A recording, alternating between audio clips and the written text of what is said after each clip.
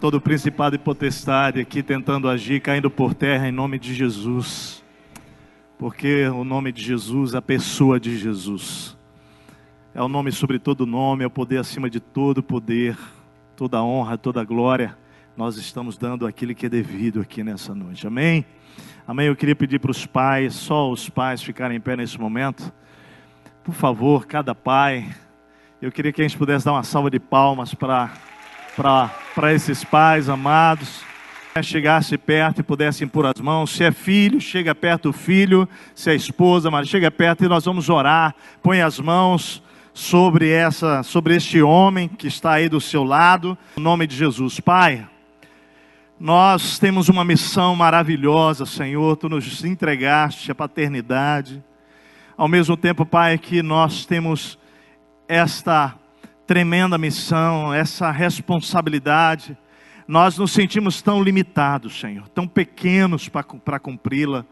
Mas nós estamos agora, Senhor, reconhecendo diante de Ti que Tu és bom e que a Tua misericórdia, o Teu poder é capaz de se sobrepor a toda limitação humana, a toda impotência, incapacidade, ó Deus, para exercer essa missão, esse ministério que Tu nos confiastes. Por isso, Pai, agora com as mãos, ó Deus, estendidas na direção de cada um de nós, homens, nós rogamos a mão do Senhor, o poder do Senhor, a graça do Senhor, a sabedoria do Senhor, o conselho do Senhor, o discernimento do Senhor, para que nós possamos exercer, Senhor, esta missão no poder do Teu Espírito Santo, glorificar o Teu nome e abençoar a vida dos nossos filhos. É a nossa oração, nós fazemos no nome de Jesus. Amém. Hoje nós vamos iniciar essa série chamada 40 Dias com Propósito, mas semana passada já fomos introduzidos, né? Fomos encorajados, não é? Deus semeou já no seu coração o desejo de vivenciar essa série, mas hoje eu quero ainda encorajá-lo a essa linda jornada que faremos dos próximos 40 dias, desta série chamada 40 Dias com Propósitos.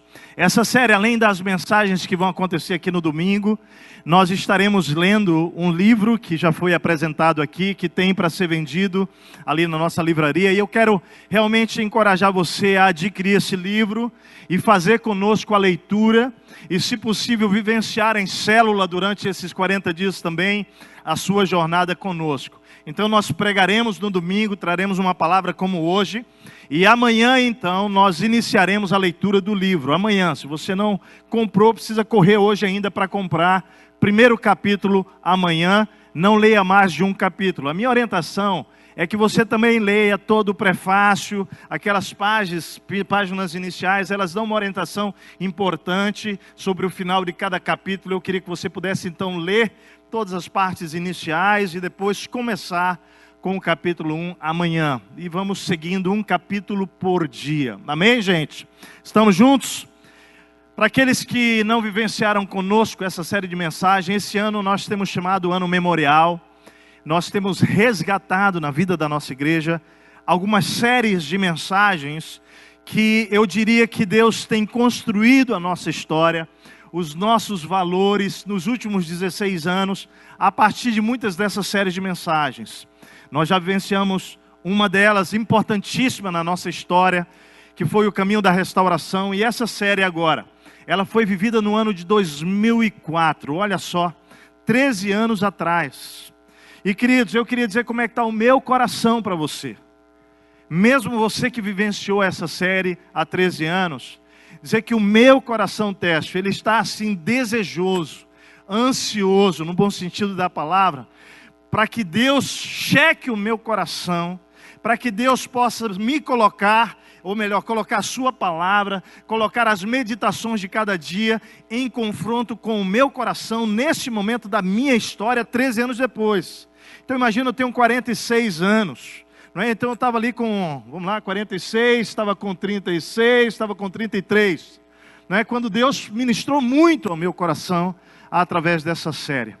E certamente na jornada dos últimos 13 anos, querido, muita coisa boa aconteceu na minha vida, eu glorifico a Deus, mas também muitos desafios e tentações eu enfrentei na minha história. E eu quero colocar a minha vida diante de Deus com a disposição de que, se alguma coisa precisa voltar para o eixo, em confronto aos meus propósitos e os propósitos de Deus, Deus possa fazer isso durante esses 40 dias, amém? Eu desejo o mesmo para você, te convido a essa jornada. Agora, aqueles que estão chegando, aqueles que fazem parte dessa igreja dos últimos 13 anos, nós estamos trazendo essa série de mensagens para você, porque ela tem muito a ver com o DNA daquilo que nós acreditamos, daquilo que nós temos procurado viver, e nós queremos que você possa ser, então, aproximado ainda mais no seu coração, daquilo que nós vivemos, cremos e desejamos para a sua história, como discípulo de Jesus aqui no nosso meio. Eu quero declarar isso não como jargão, mas como uma palavra de fé hoje para você. Uma série de mensagens não muda a vida de ninguém, mas o coração aberto e disposto a ouvir a voz de Deus, juntamente com a palavra que Deus vai trazer semana a semana e diariamente por esse livro, pode fazer da tua história uma grande mudança para o seu futuro. Eu creio nisso, de todo o meu coração eu creio nisso. Ok? Então hoje o nosso tema é: você não é um acidente. Diz para a pessoa do lado aí, ó, você não é um acidente, viu? Olha só esses dois textos que vão nos conduzir hoje aqui. Assim diz o Senhor, aquele que o fez, que o formou no ventre, e que o ajudará. Não tenha medo, meu servo, a quem escolhi. Isaías 44, 2. No Salmo 138 diz assim: o Senhor cumprirá o seu propósito para comigo. Aleluia. É palavra de Deus, gente. A humanidade, amados, está buscando o sentido da sua existência. E por isso, talvez, a maior pergunta de toda a humanidade em todos os tempos seja essa: qual é o sentido da vida?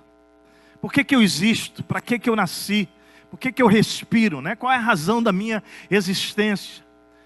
E o que eu creio é que a falta de compreensão, querido, acerca dessa pergunta, explica claramente, querido, o aumento do uso de drogas, a busca crescente por psicólogos. Cada vez mais os consultórios estão cheios. O aumento do uso de antidepressivos. Diz-se que nunca na história tantas pessoas usaram medicamentos para dormir.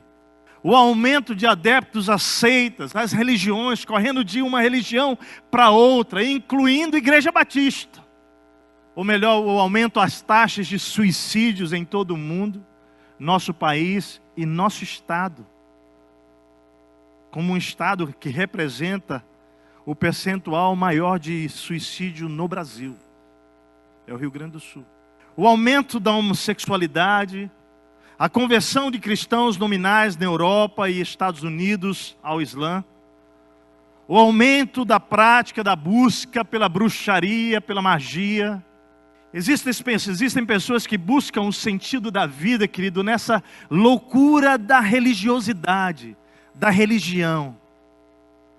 E estão cada vez mais perdidos, desorientados, como Jesus disse, como ovelhas sem pastor. Mas o fulano diz isso, a outra igreja diz isso, a outra religião diz isso, a outra religião. Mas é porque você ainda não foi para a fonte certa, que tem nome, é Jesus, querido. Não é religião, é Jesus. A propósito, cada vez mais eu tenho me identificado como um discípulo de Jesus, porque Jesus não inventou cristianismo. Cristianismo quem inventou foi o homem. Jesus, ele nos chama para ser discípulos dele. Homens que representam Jesus nessa terra. Pessoas estão buscando o sentido da vida nos esportes, na piedade, nos negócios, nos prazeres, nas filosofias, nas dependências, no muito conhecimento, no conhecimento. Nós tivemos agora a oportunidade de visitar a Universidade de Harvard, lá em Boston. E um lugar belíssimo, lindo, mas que está cada vez mais se definhando no que diz respeito à espiritualidade da origem. Querida, a Universidade de Harvard, ela foi fundada por um pastor chamado John Harvard. Existem aqui algumas imagens, fotos. Aqui é uma das portas de entrada, são portais bem bonitos, são vários desses, e ali nós temos, não sei se você consegue ver, uma logo lá em cima que tem um escudo e tem 3 livros ali. E a ideia é de que todo o conhecimento, toda a fonte de conhecimento vem dos livros.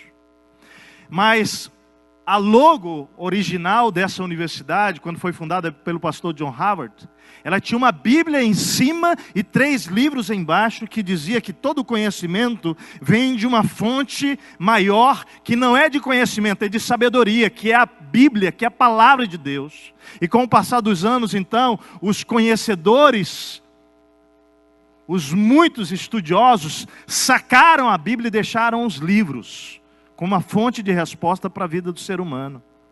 Uma estátua que foi construída em homenagem ao pastor John Howard, e ele tem uma Bíblia no colo, ele está com uma Bíblia no colo, e não dá para ver, mas ao lado, do lado esquerdo, que seria do lado da Martim, embaixo da cadeira tem 3 livros, porque é exatamente a ideia de que esse homem, quando fundou esse lugar, que era o primeiro seminário na América para a formação de pastores, ele estava dizendo o seguinte: nós vamos ler muitos livros, mas todos eles estão debaixo de algo que é muito maior que a fonte de toda a sabedoria, que é a palavra de Deus. E isso está lá, você chega lá, você vê, está lá essa estátua representando isso. Aqui é uma igreja que foi fundada juntamente com a universidade, que está em frente àquele portal, que hoje, que era pastoreada pelo pastor, que era o que iniciou a universidade com o pastor John Howard, ou seja, era o pastor, vamos dizer que auxiliar dele, que pastoreava essa igreja, pastoreou por muitos anos, e essa igreja hoje lá tem uma bandeirinha que ela está caída, colorida, que ela é unitarista, e ela é uma igreja adepta ao homossexualismo.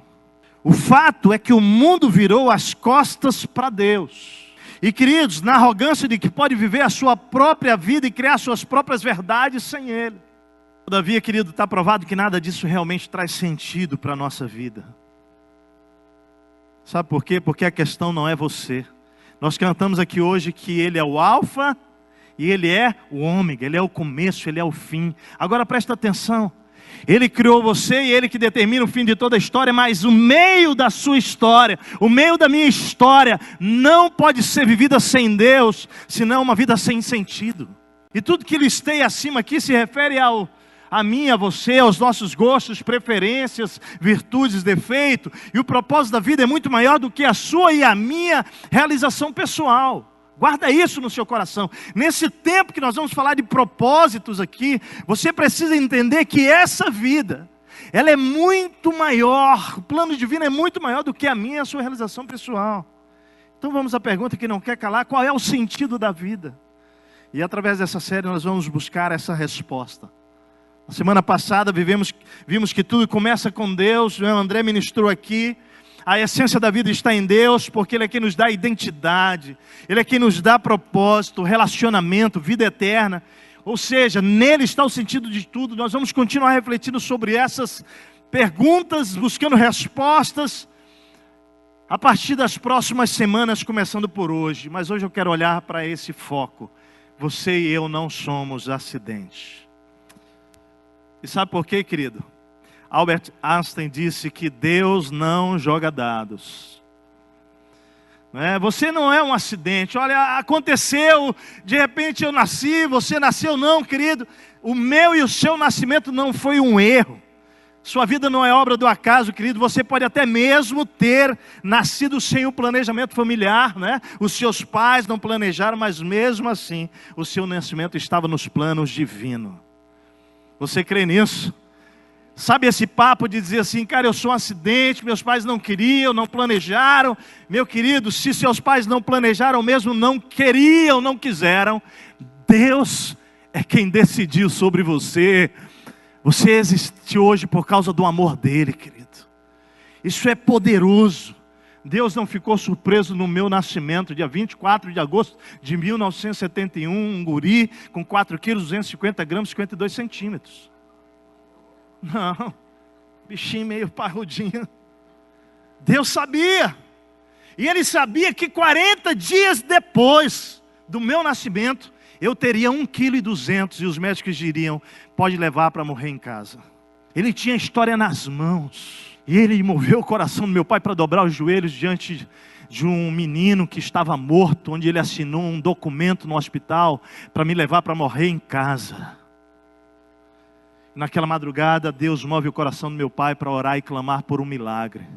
E deixa eu te falar como é que foi o milagre de Deus. O milagre de Deus é uma coisa tão impressionante, eu não entendo Deus. Porque o meu pai começa a impor as mãos sobre aquela criança, sobre mim, naquele berço a madrugada toda, clamando, 1,2 kg, 40 dias de vida. E tinha me levado para casa, segundo os médicos, para o meu sepultamento no dia seguinte. E Deus fala para o meu pai: já orou demais, agora dá para ele farinha com água. Você acredita? Cadê os médicos de plantão aqui? Vão dizer: é loucura, pastor. Porque o nosso Deus é exatamente, absolutamente soberano. Meu pai ouviu aquela voz: não, tem alguma voz errada. Essa voz não pode ser do Espírito Santo, dar farinha com água para um menino com 1,2 kg. Farinha e água, meu pai socou farinha e água em mim. Dá-lhe farinha e água, a madrugada inteira no menino. No outro dia, depois de 40 dias sem reagir, eu começo a reagir. E queridos, estou com 46 anos de vida. Glória a Deus. Glória a Deus. Vai entender. Estou aqui. Milagre. Porque Ele tem um plano para mim. Porque Ele tem um propósito para mim. Ontem à noite, eu não sei, depois da minha última pregação aqui, meu coração ele está ainda assim meio que, não está bagunçado, mas ele está mexido demais. Eu disse isso para Marta e para as meninas ontem, e hoje de manhã de novo, falei: não sei o que está acontecendo comigo, eu não sei. E eu realmente te digo, eu não sei o que está acontecendo comigo. Ontem à noite me bateu um sentimento diferente. Eu disse hoje para uma pessoa aqui, falou: um sentimento que eu nem conheço. Um sentimento muito estranho, um pesar, um sentimento terrível. Ontem, depois de 20 anos da morte do meu pai, eu tive um momento muito forte de saudades do meu pai. Chorei, clamei, fui para a janela do meu quarto, ou melhor, do nosso escritório, botei algumas músicas de louvor, e eu olhava para fora e eu clamava pelo meu pai maior, dizendo: Senhor, eu preciso de uma visita tua aqui, porque eu queria o toque do meu pai agora. Meu pai faleceu 20 anos atrás, no dia do meu exame pastoral, num acidente de carro. Deus passou o cajado do meu pai para mim, 28 anos como pastor. Deus decidiu levar o meu pai naquele dia, Ele marcou, não foi nem um dia antes, nem um dia depois, foi no dia do meu exame pastoral. Eu estava ali chorando, dizendo: Senhor, eu estou sentindo falta do meu pai agora aqui. E chorava ontem como uma criança, e um negócio forte no meu coração, no meu peito, e eu entrei numa guerra tremenda ontem à noite, e fui dormir, quer dizer, vim para cá, foi tremendo ontem à noite. Quem estava aqui ontem, foi um negócio do céu, na terra. Eu voltei para casa, o meu coração já estava diferente, eu fui dormir, acordei. Quando acordei, aquela tristeza quis bater de novo no meu coração, e a Marta então sentiu espiritualmente, só pode ser porque ela abre os olhos, vira para mim, põe a mão na minha cabeça e diz: olha, amor, Deus te fez forte para um propósito, Deus te fez desse jeito. Eu comecei: não, eu sou muito forte, Martina, eu dou trabalho para Deus, eu não sou um cara fácil. E ela diz: mas é por isso que Ele te escolheu, é por isso que Ele te chamou, é por isso que Ele te salvou. Ela mal sabia o que ela estava falando naquela hora para mim, mas era a boca de Deus falando para mim. Você não é acidente. 46 anos, você está aqui nesse momento, nessa hora, para um propósito. Deixa eu te dizer, essa é a verdade sobre você. A mais pura verdade sobre a tua vida hoje aqui é que Deus tem te dado vida, saúde, para um plano, um propósito que ninguém nessa terra vai cumprir, só você.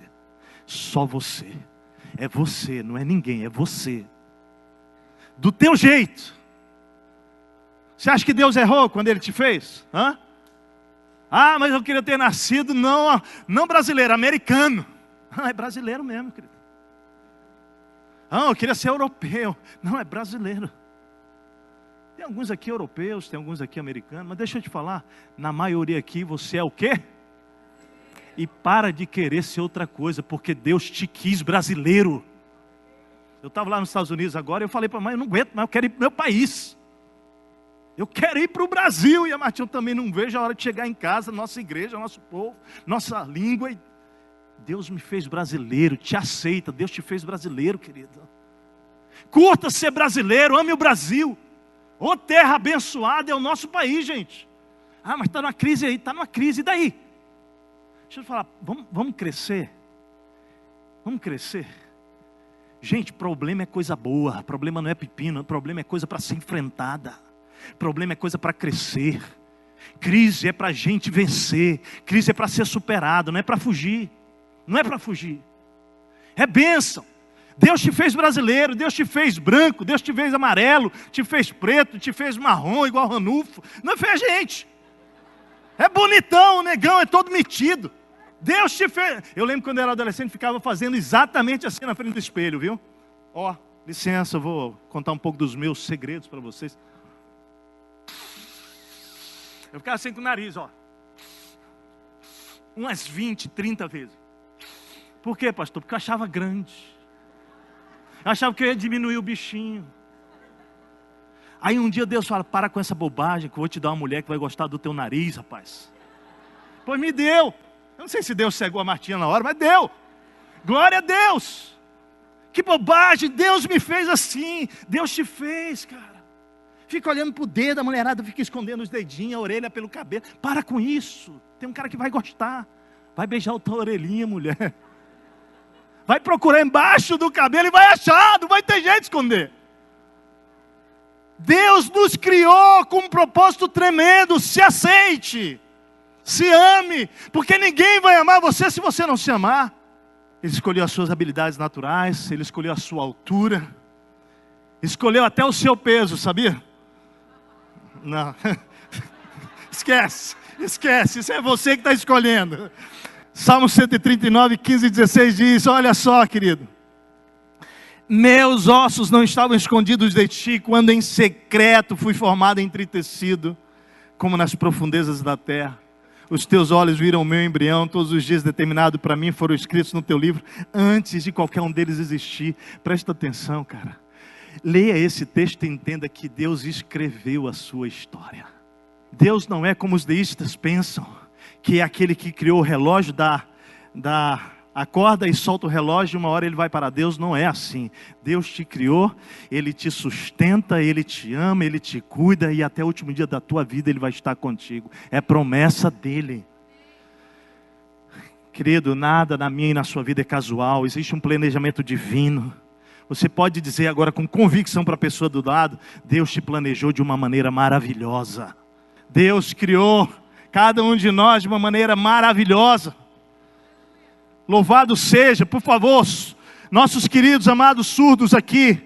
Deus não errou, Deus criou vocês de uma maneira maravilhosa. Vamos dar uma salva de palmas para os nossos surdos aqui.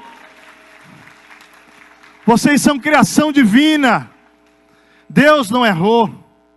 Olha só o versículo 15, Salmo 139. Meus ossos não estavam escondidos de ti, quando em secreto fui formado e entretecido como nas profundezas da terra. Olha a declaração do Dr. Michael Denton, pesquisador em genética humana da Universidade de Otago, na Nova Zelândia. Ele diz, todas as evidências disponíveis nas ciências biológicas apoiam a teoria básica de que o universo como um todo foi especialmente criado tendo a vida e a humanidade, ou seja, eu e você como principal objetivo e propósitos. Deus te criou para amar você e Deus te criou para a glória dele. Nós não caímos de paraquedas nessa terra, querido. O que esse pesquisador chama de teoria, nós chamamos de revelação. Isaías 45, versículo 18, o profeta já declara isso, pois assim diz o Senhor que criou os céus e a terra. Ele é Deus, que moldou a terra e o fez, e a fez. Ele fundou-a, não a criou para estar vazia, mas a formou para ser habitada por mim e por você. E ele diz, eu sou o Senhor e não há outro Deus. Amém, igreja? Amém, glória a Deus. Agora, se Deus te colocou nessa terra e me colocou, Ele tem propósitos. A criação existe para a glória de Deus e para abençoar vidas, amar. Só seríamos um acidente se Deus não existisse, mas Ele existe. Mais do que isso, Ele nos criou, querido, para a sua glória, para um fim eterno. Mas você pode dizer assim: mas Tércio, os meus pais não me desejaram no meu nascimento, eu fui rejeitado, eu fui abusado, abusada, desprezado, maltratado, maltratada. Quem estava aqui ontem à noite, hoje de manhã, pôde ouvir alguns dos testemunhos daquelas crianças de Uganda, órfãs, ou de pai, ou de mãe, ou de ambos, órfãos da guerra, da enfermidade. E queridos, deixa eu te dizer uma coisa: olhar para a vida daquelas crianças ontem à noite, hoje de manhã, é pensar que eu e você, nós não temos problemas. É ser constrangido por Deus a pedir perdão, querido. Dizer: Senhor, me perdoa, Pai, me perdoa. Querido, é claro que ser rejeitado, abusado, desprezado, maltratado é algo terrível, sim. É algo doloroso, é algo que requer cura, requer o trabalhar de Deus na tua vida e na minha vida, sim, querido. Mas deixa eu te dizer, essa não é a coisa que define a sua vida e o seu valor. O que define a sua vida e o seu valor é que Deus criou você. É isso que determina quem você é e o seu valor. Não é o que as pessoas fizeram no intervalo do teu início e fim de história. Não. Isso não determina quem você é. Isaías declara que ainda que uma mãe querida venha a se esquecer do filho do próprio ventre, olha que lindo: todavia eu, Senhor, jamais me esquecerei de você. Glória a Deus, aleluia. O que significa isso? É que até pode haver pais ilegítimos, mas não existem crianças ilegítimas. Muitos filhos nos dias de hoje não foram planejados por seus pais, mas eles não são imprevistos para Deus, não. São planos divinos. Porque Deus levou em conta, querido, o erro humano, o pecado humano. Mas Deus não comete erros e nada o pega de surpresa. Talvez os seus pais tenham errado, ou mesmo você feito escolhas erradas na sua vida. Mas deixa eu te dizer uma coisa: você pode reconstruir a sua história. Eu quero chamar, querida, a voltar os seus olhos para Deus e para os propósitos. Vou te dar 5 razões que provam quanto você não é um acidente, e que Deus, através de Jesus, continua nesse mundo procurando estar ao seu lado. Deus, querido, prova que você não é um acidente, que Ele se importa com você primeiro, porque através de Jesus Ele amou você. Efésios 5:2 diz isso: Cristo nos amou e se entregou por nós, como oferta e sacrifício de aroma agradável a Deus. E querido, um amor tão forte que Paulo descreve esse amor assim: mas em todas essas coisas somos mais do que vencedores por meio daquele que nos amou. O que Paulo está dizendo aqui, você precisa entender esse versículo, é que porque Deus me amou, através de Jesus, eu sou uma pessoa mais do que vencedora. Amém? Você crê nisso? Ele diz isso: eu estou convencido de que nem a morte, nem a vida, nem anjos, nem demônios, nem principados, nem potestades, nem coisas do presente, nem do porvir, nem altura, nem profundidade, nem qualquer outra criatura será capaz de separar você do amor de Deus que está em Cristo Jesus nosso Senhor. É por isso que eu te digo, não interessa a palavra de maldição que lançaram sobre tua vida, não interessa a rejeição, não interessa o que aconteceu na tua história, nem morte, nem vida, nem principado, nem potestade, nada, nada, nada, nada pode separar você do amor de Deus manifesto na cruz de Cristo Jesus. Quando Jesus foi àquela cruz, querido, Ele estava rasgando toda maldição sobre a tua vida.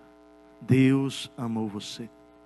Deus prova que você não é um acidente, que realmente Ele se importa com você, porque através de Jesus, Deus perdoou você. O Salmo 133, versículo 3, diz que Ele que perdoa todos os seus e os meus pecados. Queridos, não só os pecados do passado que você já cometeu, mas até aqueles que você e eu ainda iremos cometer. Jesus foi àquela cruz e Ele assumiu os meus e os seus pecados por amor a você. 1 João 2:1 diz: se porém alguém pecar, temos um intercessor junto ao Pai, Jesus Cristo justo. Jesus o justo, Filho de Deus. Sabe o que significa isso? Nós estamos aqui no nosso pecado, vivendo mergulhado neles, mas quando nós nos arrependemos, nós pedimos perdão a Jesus pelos nossos pecados. A Bíblia diz que Deus vai olhar para nós e que a ira de Deus que estava sobre nós não virá mais sobre nós, porque agora nós estamos em Cristo, e o que aparece diante de Deus agora é a cruz de Cristo, o sacrifício de Cristo, que pagou a justiça da minha injustiça. O que é isso, gente? Que coisa poderosa. Deus nos perdoa. Mas Ele não apenas perdoa, como Ele redime você da sua vida de pecados. Gálatas 3, versículo 13 diz que Deus nos redimiu de toda maldição, ou seja, toda maldição que cairia sobre mim, uma vez que eu me arrependo dos meus pecados, não cairá sobre mim, porque caiu sobre Jesus naquela cruz. Por isso que nós podemos declarar: louvado seja o Senhor Deus de Israel, porque visitou e redimiu o seu povo. É o que as pessoas não conseguem entender e compreender, quando aquele ladrão ao lado de Jesus, ele clama a Jesus para perdoá-lo e para lhe dar uma nova chance. Jesus responde para ele o quê? Hoje mesmo você vai estar comigo. Hoje mesmo. Deixa eu te dizer, o perdão de Jesus é para hoje. Não é para amanhã. Jesus não vai, eu vou pensar dos teus pecados, quem sabe amanhã a gente conversa. Não. Confessa hoje. Tem perdão hoje para você. Terceiro lugar, Deus prova que você não é um acidente, porque através de Jesus, Deus cura as suas feridas. Ele cura todas as tuas doenças emocionais, relacionais, físicas. E ao curar as feridas, querido, o texto continua dizendo que Ele vai renovar você. O texto diz que Ele que resgata a sua vida da sepultura, o coroa de bondade e compaixão, que enche de bens a sua existência, de modo que a sua juventude se renova como a águia. Quais são as feridas do seu coração hoje? É incrível, querido, como Deus não desiste de nenhum de nós. Ele nos toma com todas as nossas feridas e nos trata. A propósito, deixa eu dizer mais, para a gente amadurecer, para a gente crescer espiritualmente aqui. Tem ferida que é Ele quem faz. A Bíblia diz isso. Mas diz que Ele faz a ferida, mas Ele o quê? Cura. Deixa eu te dizer, imagina eu como filho de pastor, que tinha vivido uma vida louca dos meus 12 aos 19 anos, fui para o mundão, fiz besteira, e aí tem um encontro profundo com Jesus dentro de um motel. Me converto a Cristo dentro de um motel. Aí eu começo a buscar a Deus, fazer economia naquele tempo, faculdade, no meu 4º ano de economia para o 5º ano, eu já não aguentava, o meu coração pegando fogo, e uma voz dizendo: eu quero te usar, querido, para a salvação de vidas. E eu dizia: Senhor, mas eu quero ganhar dinheiro. E Deus falou: não, meu querido, eu tenho um plano maior para você.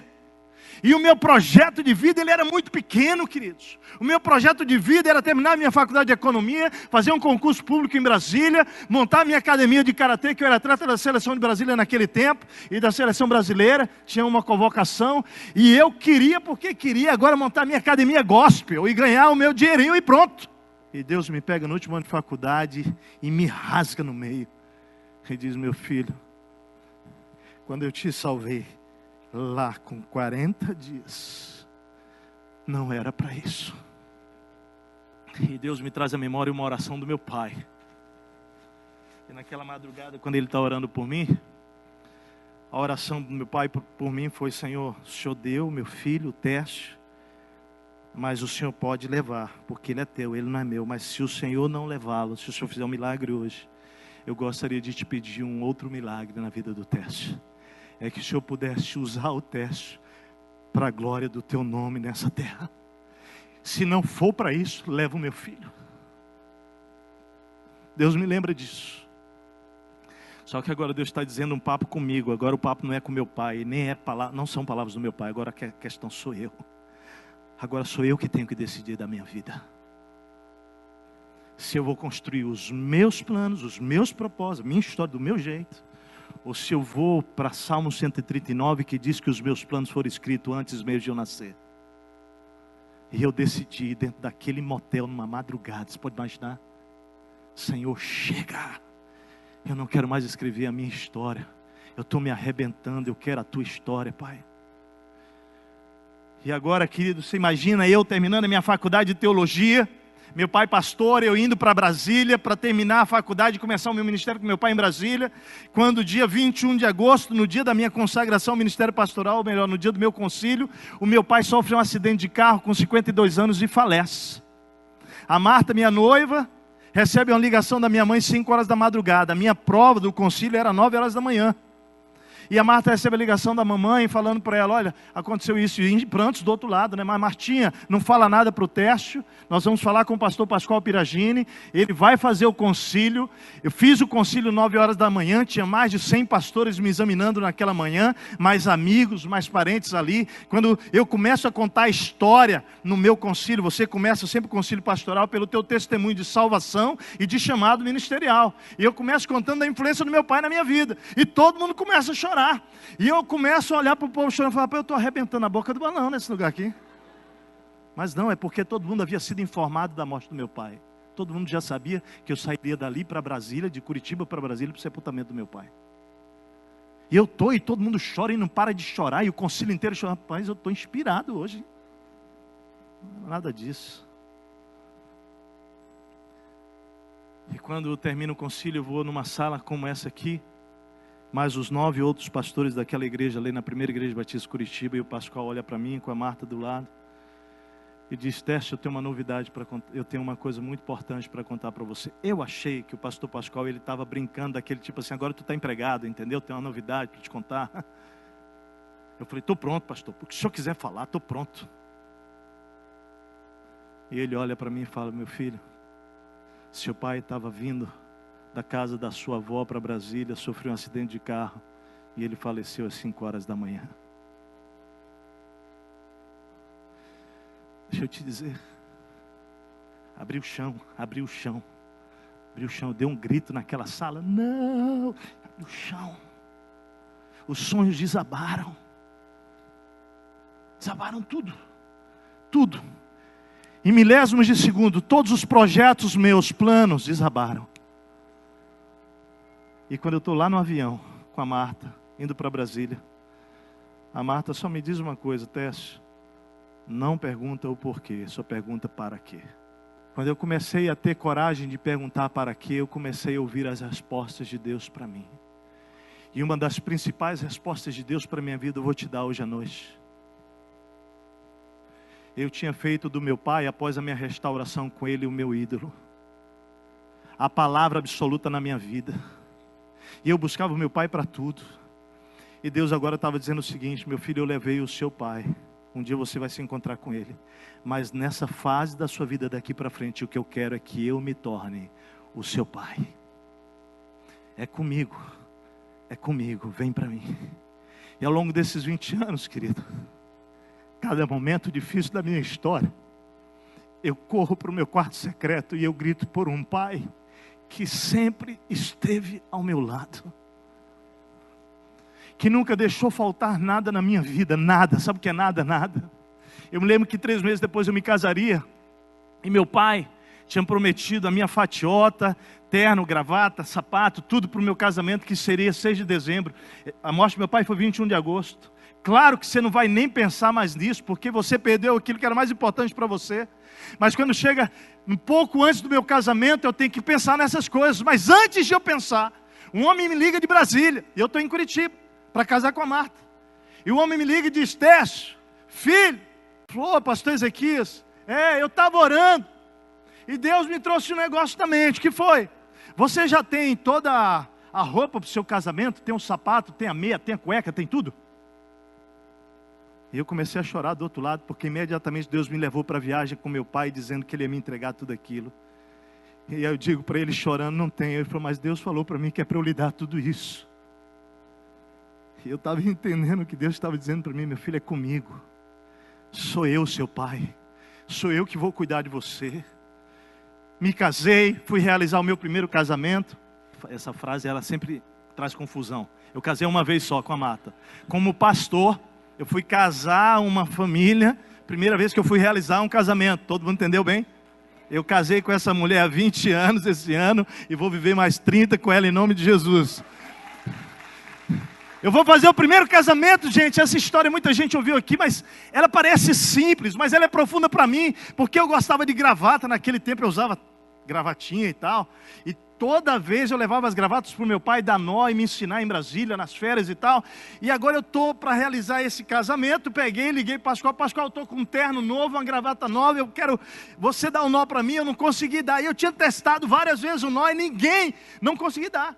Levei, ele falou, traz para mim. Chegou 5 minutos do casamento, ele não chegou, fui para o banheiro.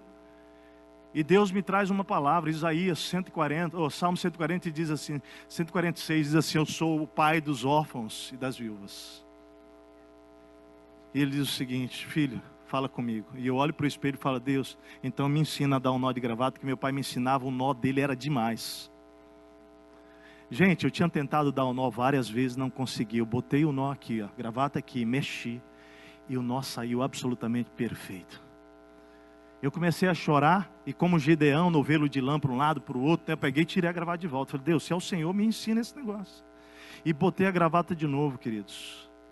E quando eu olhei, estava aquele nó perfeito. Deixa eu te dizer, raramente você vai me ver de gravata, mas quando você me vê, o meu nó veio direto do céu. É uma coisa extraordinária. É uma coisa extraordinária. Ao longo desses anos, deixa eu te dizer, Ele vem curando as minhas feridas da ausência de pai. E me dizendo quem é o pai em quem eu posso confiar. 24 horas por dia, 7 dias da semana, minuto a minuto. Se você está aqui hoje, seu pai já foi chamado, deixa eu te dizer, você tem um pai que você precisa conhecer. Ele é demais. Deus resgata e restaura a sua vida. Olha o texto, Colossenses 1 diz o quê? Pois Ele nos resgatou do domínio das trevas e nos transportou para o reino do seu Filho amado, em quem temos a redenção, a saber, o perdão dos pecados. Eu e você estávamos aqui nas trevas, mas porque Deus nos amou, nós cremos em Jesus, Ele nos transporta daqui para um novo reino, que é o reino da sua luz, querido. Você e eu fomos trazidos para um novo contexto. Nós não somos acidentes, somos projetos especiais de Deus. Deus prova que você e eu não somos acidentes, porque Ele realmente, através de Jesus, nos deu um plano para a nossa vida hoje e na eternidade. Olha o que diz Efésios, capítulo 1, versículo 11. Nele fomos também escolhidos, tendo sido predestinados conforme o plano daquele que faz todas as coisas, segundo o propósito da sua vontade. Também está escrito lá no capítulo 3 de Efésios, versículos 11 a 13. O 11 e 12 diz, de acordo com o seu eterno plano, que Ele realizou em Cristo Jesus nosso Senhor, por intermédio de quem temos livre acesso a Deus em confiança pela fé nele. Portanto, peço-lhes que não desanimem por causa das minhas tribulações em seu favor, pois elas são uma glória para vocês. Está passando por tribulação, querido? Não desanima. O diabo está dizendo para você que você é um acidente. Declara para ele, não, eu sou filho amado de Deus. Você pode dizer isso? Eu sou filho amado de Deus. Querido, o mal tem inveja de você. Sim. O diabo inveja desde que ele era um anjo lá no céu. Ele continua tendo inveja. Ele tem inveja de você, da sua vida, do plano divino para você. Por isso que existe uma guerra. Por isso que existe uma batalha. Deus coloca diante de você o plano dele. E o diabo vem então para destruir. Porque ele tem inveja da tua vida. Amado, o mundo, o diabo, as trevas, não tem poder para impedir o plano divino na tua história. A Bíblia diz, agindo Deus, o quê? Quem impedirá? Os planos do Senhor não podem ser frustrados. Jeremias 31, versículo 9, registra uma palavra do profeta que diz assim, Deus falando ao profeta, eu os conduzirei às correntes de água, por um caminho plano, onde não tropeçarão. Olha aí, quantos aqui querem caminhar um caminho plano? Talvez você diga assim, mas Técio, quais são as vantagens de eu saber que eu não sou um acidente? Eu quero te dar, para fechar, e eu quero ser bem objetivo nessa parte aqui também, querido, dizer o seguinte para você. Quais são as vantagens de você saber que sua vida não é acidente, que Deus fez propósitos para ela? Que Deus tem propósitos para ela? Primeiro, querido, vai fazer com que sua vida, ela tenha sentido. Ela não seja levada, conduzida. A propósito, querido, quando a sua vida faz sentido, você pode suportar tudo, sabia disso? É incrível. Quando você sabe que Deus te criou para um plano, as dificuldades vêm, as lutas vêm, mas você vai enfrentar, você vai suportar, porque a sua vida tem sentido. Você não está sendo conduzido pela circunstância, querido. Quantas pessoas têm tirado a sua vida porque estão sentindo-se um fracassado, estão lutando para se tornarem algo que nem mesmo elas sabem o que é. Ontem eu recebi uma mensagem na nossa família, e era de uma jornalista, dizendo, eu estou voltando, né? Pegando o caminho de volta. Nem cristã é, mas ela dizendo do sucesso que ela alcançou, da bela casa, apartamento no bairro nobre, da reputação que ela tem, de tudo que ela conquistou, mas ela dizendo, eu estou voltando o caminho, eu estou voltando para a essência. Deixa eu te dizer, querido, talvez você está vivendo essa vida exatamente nessa loucura, não sabe nem para onde vai. Você precisa entender quais são os propósitos para a sua história. Eu quero te convidar para essa série, porque nesses 40 dias nós vamos te levar a enxergar isso. Lendo esse livro, meditando aqui, nós queremos que você identifique não apenas os propósitos macro de Deus para a humanidade, mas aquilo que Deus tem para a sua própria história. Ouça bem, querido, sem Deus a vida não tem propósito, sem um propósito a vida não tem sentido. Segundo lugar, qual é a vantagem de descobrir os propósitos de Deus para a sua vida? Vai simplificar a sua história, vai simplificar a sua vida. Saber o propósito que Deus tem para você na terra define o quê? Define o que você vai fazer e o que você não vai fazer. Você não vai mais agarrar coisas que você tem colocado energia, recurso, tempo, porque isso não é o motivo pela qual você foi criado. Agora entender para que Deus te fez, querido, vai fazer com que você pegue o seu tempo, a sua energia, você fundamente as suas decisões, você empregue os seus recursos, dirigindo para alcançar esses propósitos, porque foi para isso que Deus te fez. Terceiro lugar, vai ajudar você a estabelecer prioridades. Efésios 5,17 diz, não se descuidem, tentem entender o que o Senhor quer de vocês. Talvez muitos aqui estejam como giroscópio, né, rodopiando no ritmo frenético, sem jamais chegar a lugar nenhum. Eu diria que são pessoas que vivem sem perguntar jamais a Deus a razão da existência, querido. E que vão dando tiro para todo lado na sua vida, tentando se achar. Eu gosto de um termo que ele é educado. Pessoas sinceramente erradas. Mas ouça, querido. Não há nada tão poderoso na sua vida e na minha vida quanto ter uma vida direcionada pelos propósitos de Deus. Em quarto lugar, por que identificar os propósitos? Porque eu quero te encorajar a viver essa série conosco. Buscando de coração, com teu coração aberto, Senhor, fala comigo, para que o Senhor me criou, Deus? Porque isso vai trazer de volta a motivação para você. Tem muita gente desanimado, querido, tem muita gente estressado, tem muita gente cansado da vida. Querido, propósitos reduzem o estresse e produzem entusiasmo. A palavra entusiasmo quer dizer Deus dentro de você. Quando você, querido, entender o propósito que Deus tem para você, Deus começa agora a conduzir você com motivação. George Bernard Shaw escreveu, esta é a verdadeira alegria da vida. Ser usado para um propósito reconhecido por você mesmo como grandioso. Ser uma força da natureza ao invés de um amontoado inconstante e egoísta, de ressentimentos e lamentações, sempre reclamando que o mundo não se esforça para tornar você feliz. Por fim, saber que a sua vida não é acidente, que Deus tem propósitos tremendos para você, prepara você sim para a eternidade. Olha aqui, amado. O que nesse momento está preocupando a tua vida não são as coisas eternas, são as coisas temporárias. Pensa no que eu estou te dizendo. Agora, nesse momento, o que está te angustiando não são as coisas eternas, mas o que é temporário. Mas você não foi criado para temporário. Você foi criado para a eternidade.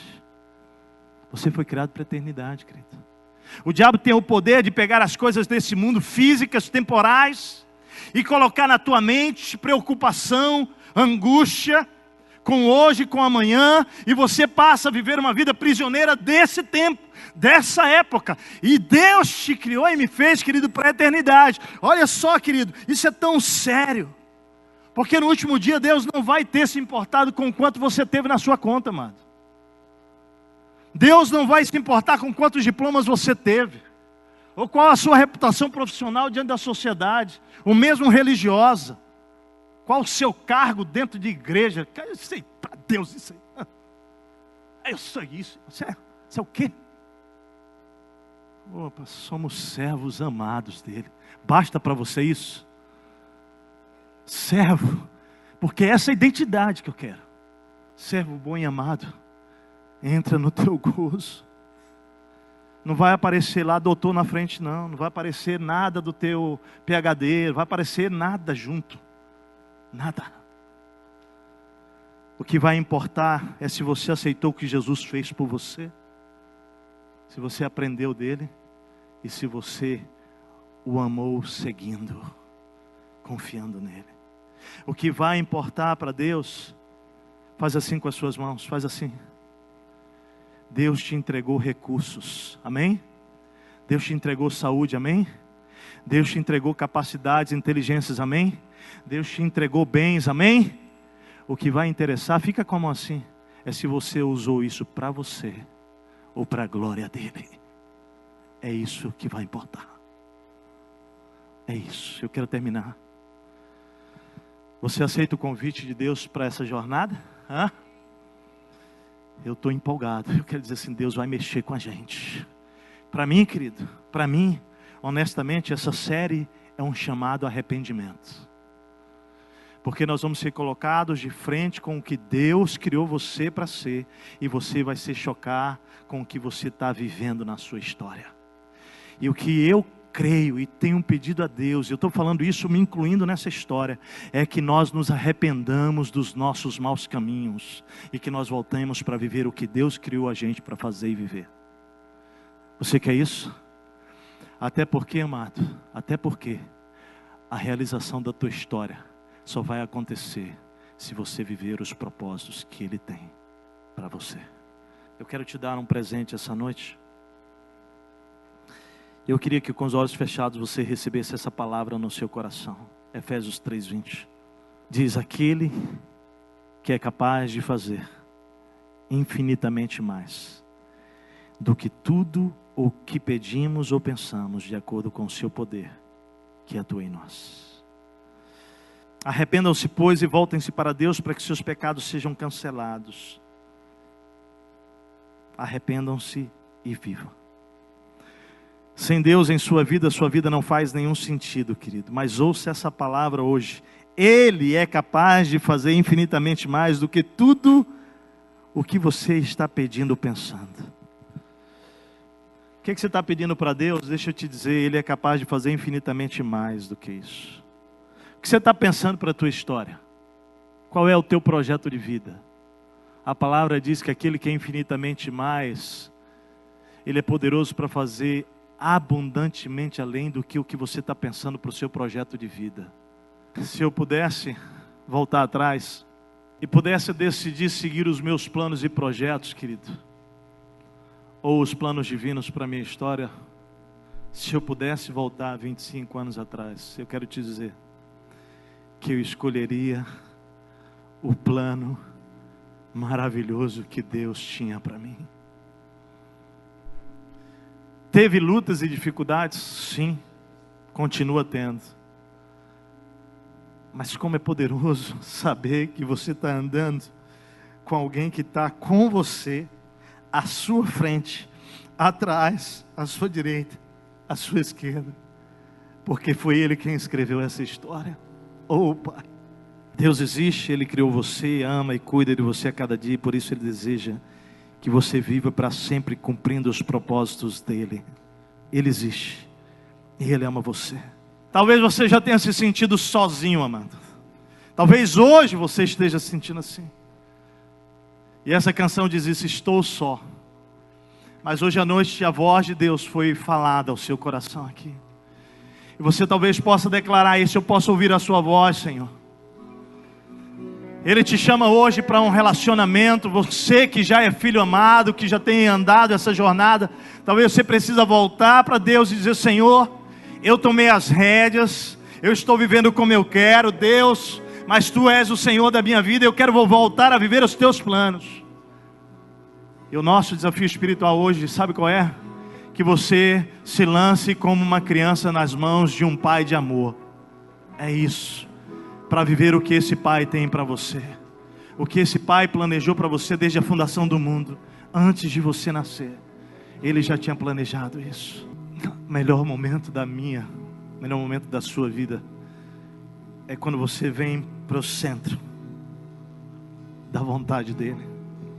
E você diz para você mesmo: Você diz para o mundo que tenta lançar no teu coração sonhos e planos que não tem nada a ver com os dele. Você diz para o diabo que tenta tirar você do foco, para colocar o teu coração em coisas, em sonhos que não tem nada a ver com ele. E você diz não para isso, não para isso, e sim para os planos de Deus. Sabe o que acontece com a tua vida? Deus te ressuscita. A tua alma que está murchando volta a ter vida. E é isso que Deus vai chamar você e eu para fazer nesse tempo, nessa série. Deus quer ressuscitar vidas que perderam na jornada o foco do plano divino, para viver o que Ele tem para você. O que Ele tem para você. Queria que você saísse daqui hoje falando isso para o Senhor. Pai, eu gostaria de que nessa jornada de 40 dias o Senhor pudesse pegar o meu coração,